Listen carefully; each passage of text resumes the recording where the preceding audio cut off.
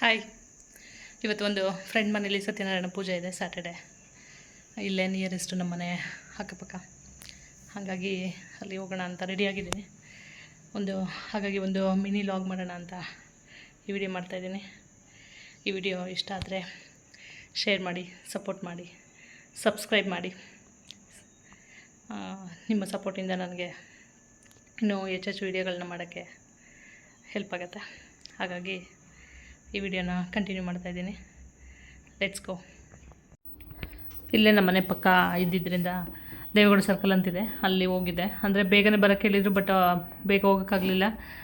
ಕೊನೆ ಮೂಮೆಂಟು ಅಂದರೆ ಮಹಾಮಂಗಳಾರತಿ ಆಗೋ ಟೈಮ್ಗೆ ಹೋಗಿದ್ದಾಯಿತು.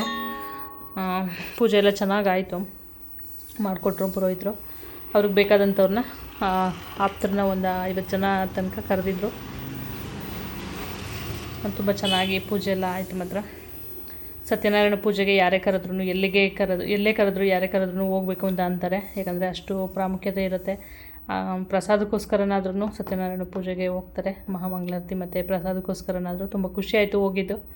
ಚೆನ್ನಾಗಿ ಪೂಜೆ ಎಲ್ಲ ಮಾಡಿದ್ರು. ಹಾಗಾಗಿ ನಾನು ಭಾಗಿಯಾಗಿದ್ದು ನನಗೆ ತುಂಬ ಖುಷಿ ಅನ್ನಿಸ್ತು. ಆ ದೇವರ ಅನುಗ್ರಹಕ್ಕೆ ನಾನು ಕೂಡ ಪಾತ್ರ ಆದೆ ಅಂತ ಅಂದ್ಕೋತೀನಿ. ನೀವು ಕೂಡ ನೋಡ್ತಾ ಇರೋರು ಎಲ್ಲರಿಗೂ ಆ ಸತ್ಯನಾರಾಯಣ ಸ್ವಾಮಿ ಆರೋಗ್ಯ ಆಯಸ್ಸು ಕೊಡಲಿ.